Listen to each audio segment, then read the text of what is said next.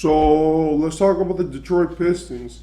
The Detroit Pistons are a franchise which recently has, gone into just a shock of a rebuild. They've done this due to many reasons, but it mostly has to do with Cade Cunningham. Cade Cunningham is a player which has been drafted by the Detroit Pistons first overall in the 2022 NBA 2021 NBA draft. And he was just really one of these generational players who everyone looked at and was like, this kid is either going to be extremely good or there's going to be some type of disappointment here from him. He was the first overall pick in a guard heavy draft, which was the 2021 draft.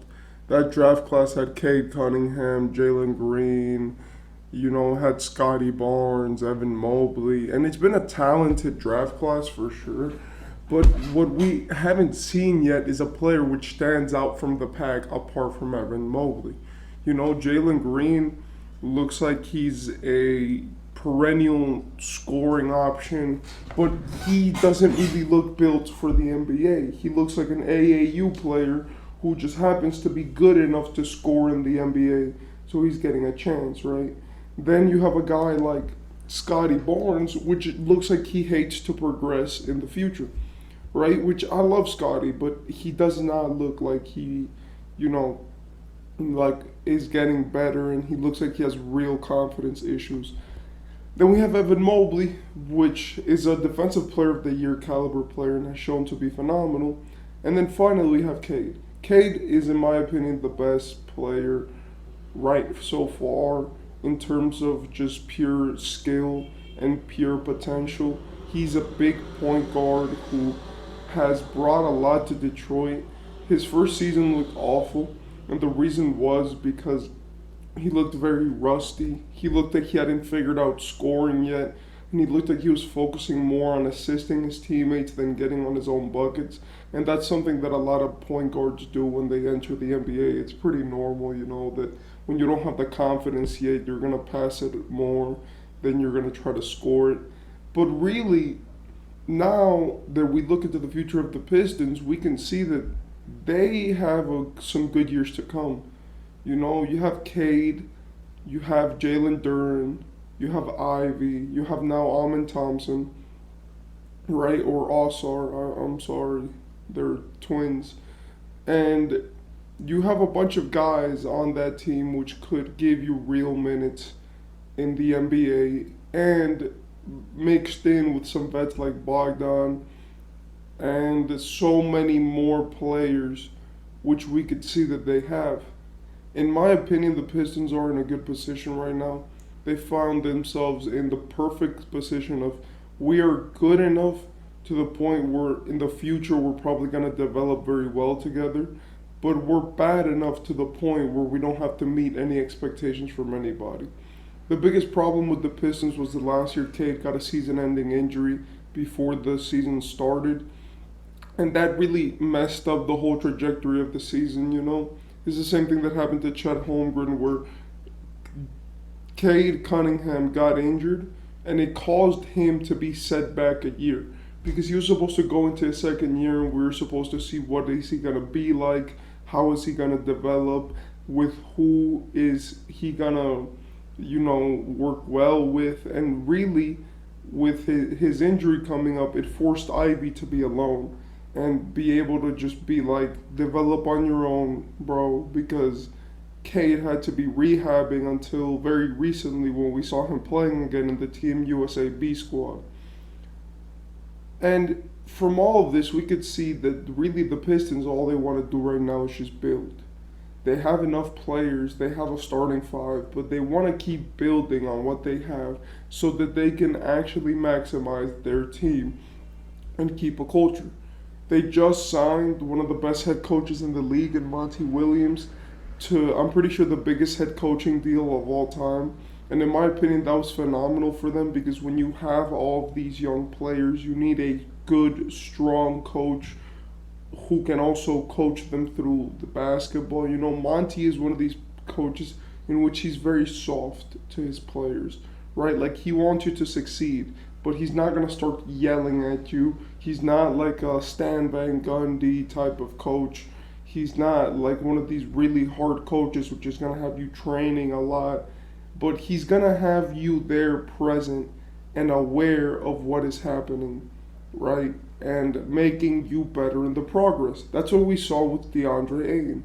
Where before they started fighting because Ayton couldn't perform in the playoffs, he was coaching Ayton to get better every season. You know, originally it started with the scoring, right? Let's make you a better scorer. Let's see what are your strengths. Let's just test you out. When Chris Paul got there, Monty Williams was there. After that, it was let's develop your defense, you know, get on some muscle, train, let's get you stronger. And then finally, it was supposed to be his scoring. But DeAndre never really got to develop his scoring 100%. Since him and Monty got to be separated, right, when it was in the 2022 playoffs and DeAndre Ayton got benched at the end of a important game in the fourth quarter, in which Phoenix lost, by the way, and that just caused all relationships between Monty and DeAndre Ayton to sever.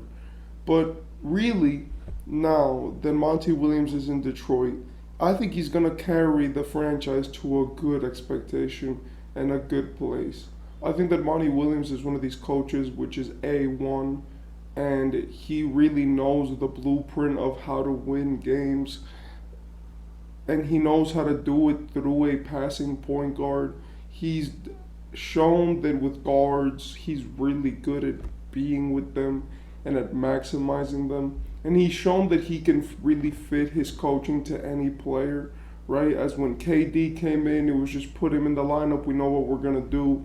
It got Devin Booker a ton of open looks in the playoffs, right? And then when DeAndre Ayton was at his prime and when he was playing his best, it was let's get him open, let's feed that.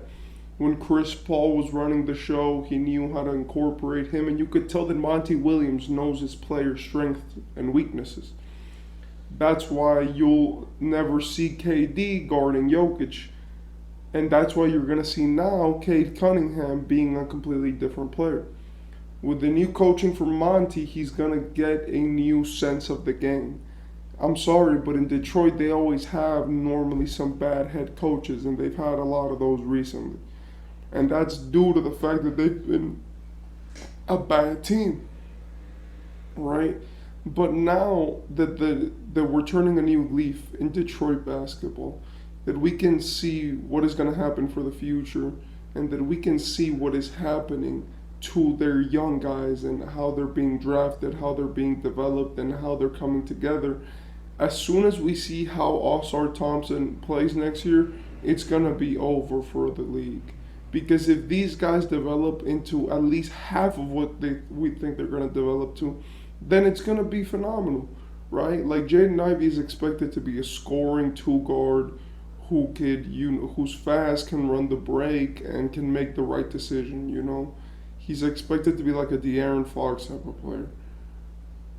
Then Cade is expected to be like this, you know, how do I explain it? How this like Magic Johnson-esque player, you know, a bigger point guard, plays slower, sees all the offense, and is just a complete force of nature which can back you down into the paint, but also, you know, shoot a reliable jumper.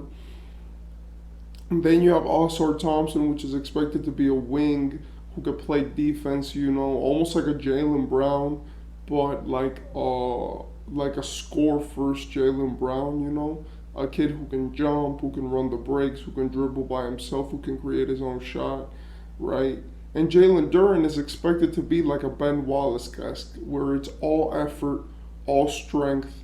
He's going to back you down. He's going to play rounds of defense on you. He's going to try to get every rebound, and he's one of these energy players, which when Jalen Duren gets his spot to roll, he's going to roll, right?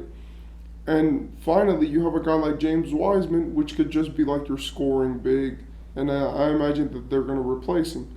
But with all these guys developing, we could see Detroit in a good place. Detroit is one of the teams which has focused themselves on just making the right picks. It didn't matter who they were picking, it didn't matter when they were picking them. It was more about making the right pick than roster selection, because we could see that they drafted Jalen Duren, they drafted Ausar Thompson, they drafted Cade Cunningham, they drafted Jaden Ivey, and even though three of those guys are like guards, it worked out in the end because Ausar is also a small forward. And maybe you could have taken someone like Anthony Black or Cam Whitmore in that position, but you're left with a better player simply because you chose the player which was available. And that's what's caused Detroit to stand out recently more than anything, is their incredible selection and how good of a job they're doing with building their team.